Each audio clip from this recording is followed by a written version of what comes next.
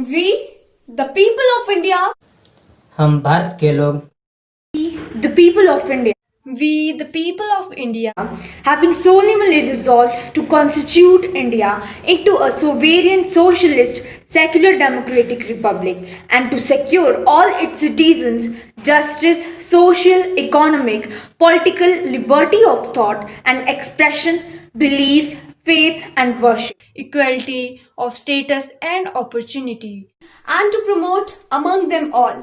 fraternity, assuring the dignity of the individual and the unity and integrity of the nation. In our Constituent Assembly, this 26th day of November 1949, Date 26th November 1949. 26 नवंबर को this 26th day of November 1949, do hereby adopt, enact, and give to ourselves this Constitution. This Constitution. This Constitution. इस संविधान को अंगीकृत, अधिनियमित और आत्मार्पित करते हैं। भाई और बहनों, मैं आज इन कुर्सियों पे जो विराजमान है, मैं इनको अपनी ओर से, आप सब की ओर से नमन करता हूं, उनको बधाई देता हूं। आप सबकी कृपा से मुझे जहां लंबा समय जो है वो आपकी सेवा करने का मौका मिला है, उस बीच में मेरा ऐसा भाग्य है कि इन महान विभूतियों ने तो बहुत लंबी सेवाएं जो है वो भारतीय सेनाओं में दी है, लेकिन मुझे भी जिंदगी का जो मेरा पहला सफ़र था, उस प्रथम सफ़र में मुझे भी मौका मिला कि मैं इंडियन आर्मी में एक सोल्जर के रूप में मैंने 4.5 साल जो है अपनी सेवा दी। और उसमें जो सबसे महत्वपूर्ण, मैं अपने आप को ऐसा महसूस करता हूँ कि जहाँ 69 में मैं एनरोल हुआ और जो 71 का वार है जो भारत और पाकिस्तान के बीच में, और उस वक्त मेरी जो बटालियन 9 डोगरा वो उस वक्त के पूरी पाकिस्तान में तैनात थी, जो वर्तमान में आज बांग्लादेश के रूप में एक अलग देश बना है। लगभग 2.5 महीने मेरी बटालियन जो है वो मुफ्ती वाहिनी के रूप में जो है वो काम करती रही, और 2.5 महीने के बाद हमें कहा गया कि अब आप वर्दी पहन कर जो लड़ाई लड़ेंगे। और जब वर्दी पहन के लड़ाई लड़ी तो हम जनेडा से होकर के, कुश्तिया से होकर के जब हार्डिंग ब्रिज पे पहुंचे तो पाकिस्तान के वो 91,000 उनके आर्मी ऑफिसर्स, उनके जेसीओस, उनके वार्स, उन्होंने वीर भारतीय सेनाओं के आगे जो है आत्मसमर्पण कर दिया, हथियार डाल दिए। भाई और बहनों, मैं आज इन कुर्सियों पे जो विराजमान है, मैं इनको अपनी ओर से, आप सब की ओर से नमन करता हूं, उनको बधाई देता हूं। सेना में एक सैनिक के रूप में काम करना, सेना में चाहे वो ऑफिसर है, चाहे वो जेसीओ है, चाहे वो वार है, सभी एक सैनिक के रूप में जाने जाते हैं। और सेना में जिसने अगर 4-5 साल की या उससे ज़्यादा नौकरी की है, फिर उसका शरीर ऐसे ढल जाता है, उसकी जो दिनचर्या है वो इस प्रकार से शुरू हो जाती है कि सुबह उठना, दाढ़ी जरूर बनाना, ब्रश जरूर करना, अपने सेहत का ख्याल रखना, अपने घर के चारों तरफ, अंदर और चारों तरफ जो है सफाई का ध्यान रखना, और एक अनुशासित जीवन जो है एक सैनिक का होता है, अनुशासित जीवन। आप सबकी कृपा से मुझे जहाँ लंबा समय जो है वो आपकी सेवा करने का मौका मिला है, उस बीच में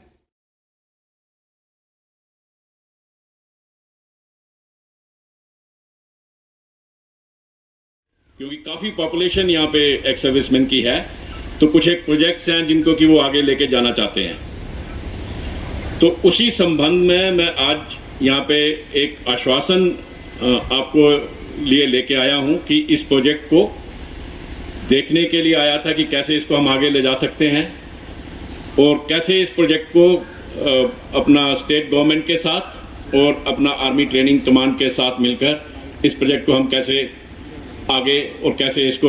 यकीन करें कि ये पूरा जल्दी से जल्दी प्रोजेक्ट को पूरा कर सकें। इतना मैं आपको विश्वास दिलाना चाहता हूँ, स्पेशली जो हमारे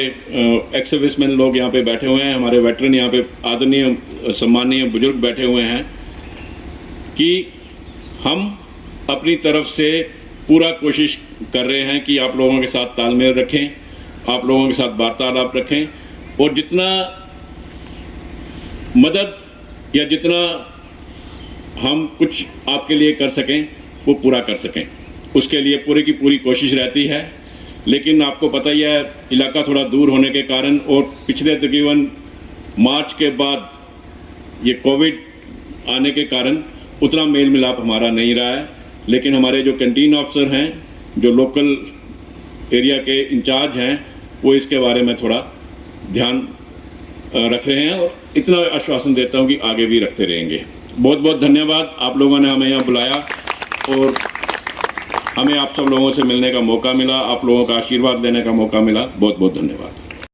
नगर निगम का रोस्टर लागू होते ही नगर निगम ने अपनी कमर कस ली है। उनके पास बहुत सारी चुनौतियां हैं, क्योंकि बहुत सारे नए वार्ड इस नगर निगम में जोड़े गए हैं, बहुत सारे मतदाता जुड़ रहे हैं, बहुत सारे कस्बे जुड़ रहे हैं, जिसके लिए नगर निगम ने कमर कस ली है। इसके बारे में नगर निगम आयुक्त ने एक सूचना जारी की है कि जिस भी व्यक्ति का नाम यदि छूट जाता है या उसे किसी भी तरह का मतदाता सूची में कोई आपत्ति दिख रही है तो वो जाकर संबंधित विभाग को सूचित कर सकता है। टीम जो है उसको लगाया है,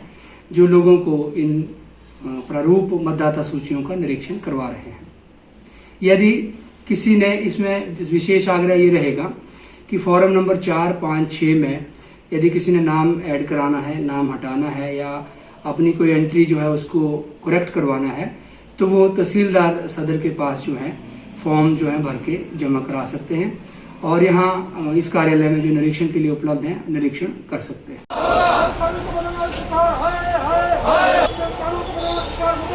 श्रम कानून में बदलाव के बाद विरोध प्रदर्शन। मजदूर श्रम संगठन कार्यकर्ता के द्वारा आज मंडी के सेवी मंच पर विरोध प्रदर्शन किया गया। श्रम कानून संशोधन में काम करने के घंटों को 8 की जगह 12 किया गया है। अनुबंध के साथ नौकरी पर रखे लोगों को हटाने, काम के दौरान हादसे का शिकार होने पर और समय पर पगार देने जैसे नियमों को 3 साल के लिए टाल दिया गया है। जबकि सरकार का तर्क है कि इस बदलाव से लॉकडाउन की वजह से ठप पड़े हुए कामकाज में तेजी आएगी और देश की आर्थिक स्थिति में सुधार आएगा। लेकिन विरोध करते हुए श्रमिकों का कहना है कि यह श्रमिकों के मौलिक अधिकारों का हनन है और कहा जा रहा है इसने श्रमिक कानून को और कमज़ोर बना दिया है। लॉकडाउन के बाद मजदूरों की दशा पहले ही दयनीय है और इसे और दुखद बनाया जा रहा है। काम के घंटे बढ़ने से जहां मजदूरों का शोषण होगा, वहीं 2 मजदूरों से 3 मजदूरों का काम करने के लिए जाने से न सिर्फ बेरोजगारी बढ़ेगी बल्कि कामगार आबादी की क्रय शक्ति में गिरावट आएगी। मौजूदा सरकारों द्वारा औद्योगिक संबंधों के नियमन से अपने हाथ खींचने के कारण कार्यस्थल निजी अधिकार क्षेत्र में परिवर्तित हो जाएंगे, जहां मालिकों को मनमाने ढंग से परिवर्तन करने, ओवरटाइम काम लेने, छुट्टी लेने, मुआवजा निर्धारित करने आदि की खुली छूट होगी। लेकिन मजदूरों के जीवन के तरीकों में सुधार और विकास की जगह हालत और खराब हो सकते हैं। सरकार से उम्मीद और मांग की जा रही है कि देश की आर्थिक ताकत की महत्वपूर्ण कड़ी को महत्व देना और उनके हितों का ध्यान रखना देश के लिए उतना ही आवश्यक है जितना देश की आर्थिक स्थिति का। और इस बात को लेकर के है कि अभी केंद्र की जो सरकार है, सरकार ने जो 44 श्रम कानून है उन कानूनों को खत्म करके 4 संहिताओं में उसको तब्दील किया है, जिसमें PF के खत्म किया गया, जिसमें काम के घंटों को 8 घंटे से बढ़ाकर के 12 घंटे की अवधि की गई। अब जो फैक्ट्रियों में काम के घंटे 12 घंटे का कार्य दिवस उसमें माना जाएगा। इसमें पेमेंट ऑफ वेजेज एक्ट को उन्होंने खत्म किया, 4 कानूनों को उन्होंने खत्म कर दिया, जिसके तहत जो प्रिंसिपल एम्प्लॉयर है उस एम्प्लॉयर की जो लायबिलिटी है, उस एम्प्लॉयर की जिम्मेदारी है, उसको उस जिम्मेदारी से खत्म किया जा रहा है। और इसके साथ साथ हम केंद्र की सरकार से मांग करना चाहते हैं कि जो 10 जो बड़ी ट्रेड यूनियन है उसमें BMS को छोड़ करके इंटेक है, टेक है, सिटू है, एचएमएस है, बेपी है, LIC के लोग हैं, रेलवे है, कोयला के खदानों के लोग हैं, और जो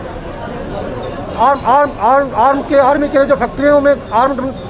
फोर्सेस को सप्लाई करने वाले ऑर्डिनेंस की फैक्ट्री है, उनके जो लोग हैं वो सारे इसमें शामिल हो रहे हैं। और मोटे अनुमान के मुताबिक जो अखिल भारतीय हड़ताली हड़ताल में है ना करोड़ों करोड़ लोग जो तो शामिल हो रहे हैं। और हमें एक सूत्रीय मांग है कि जो श्रम कानून के अंदर जो बदलाव किए जा रहे हैं उसको रोका जाना चाहिए, उसको नहीं बदला जाना चाहिए। और सार्वजनिक क्षेत्र को जो बेचने का जो मुहिम हिंदुस्तान की सरकार ने शुरू की है, बैंकों को बेचने का मुहिम उन्होंने शुरू की है, LIC को बेचने की मुहिम शुरू की है, रेलवे को बेच रहे हैं, पेट्रोल हिंदुस्तान पेट्रोलियम को बेच रहे हैं, उनको बेचना बंद किया जाना चाहिए। अगर सरकार नहीं करेगी, है ना, इसको हमारी मांगों के ऊपर गौर नहीं करती है, अगर इसको बेचना बंद सरकार नहीं करती है, तो आने वाले समय में डेफिनेट तौर पर ये जो आंदोलन है, ट्रेड यूनियन की जो सांझी एकता पूरे देश में बड़ी है, उसका जो भी आह्वान आएगा उसके आह्वान के चलते हुए हम इस आंदोलन को और तेज करेंगे और आम जनता तक जाएंगे, आम लोगों को लामबंद करेंगे। इन सब